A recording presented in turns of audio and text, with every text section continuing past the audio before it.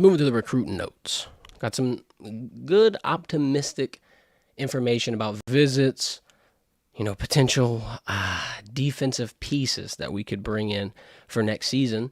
Could honestly limit the amount of people that you're going to have to target in the portal. We just heard Brian Kelly say we're going to be aggressive and try to strengthen the entire team. Well, if you get these three corners, as it seems you are, I think your cornerback position could be off the docket for the transfer portal, or at least, even your whole DB position as a whole. But DJ Pickett, he said he'll be done with his recruitment on December 4th, which is rapidly approaching. Not this Saturday. It's coming up the week after.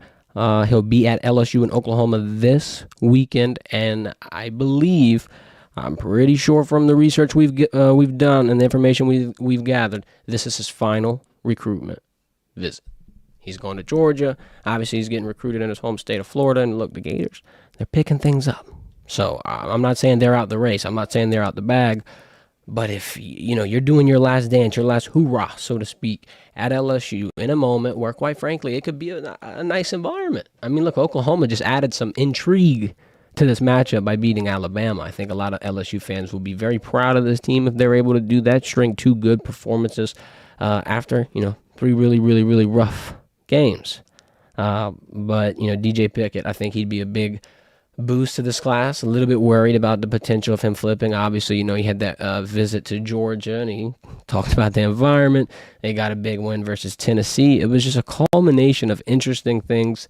I'm not saying he's on flip alert, but all I'm gonna be excited that he's on campus this weekend. Let's put it that way. I'm gonna be excited that we get the last visit, the last chance to really woo him. Hopefully it works. Corey Raymond's been working his magic. 5-star corner Cade Phillips shut down his recruitment. He canceled the flight to Austin, not going to the University of Texas for his final recruitment visit. I believe Corey Raymond's locked down that 5-star corner, and then last but not least, 4-star corner Aiden Anding is still committed to LSU. That's 3 blue chip corners you're bringing in one cycle.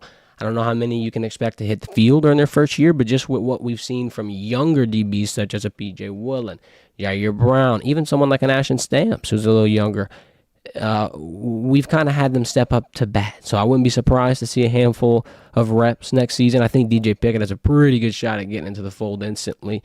And I mean, we're going to have to see about Cade Phillips and Aiden, but it's exciting because, like I said, I mean, when you have a long list of positions that you're potentially going to have to target, crossing one of them off makes it that much easier, at least in my book. Here's where another interesting conversation starts. Let's talk about Jakeem Stewart, right? In-state recruit. He's not decided yet. He just visited Michigan.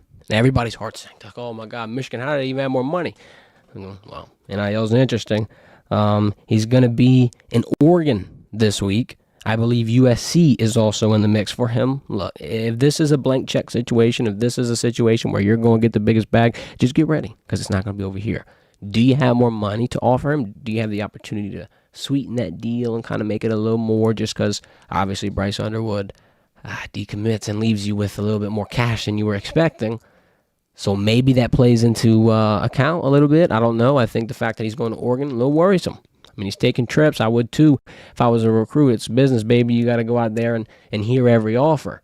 But I'm worried to see how those offers stack up to LSU. I think Jakeem Stewart, if you want to put someone on flip watch out of this class, it wouldn't have been Bryce Underwood. That came out of left field, honestly. I would have put it on Jakeem, and now we kind of got to worry.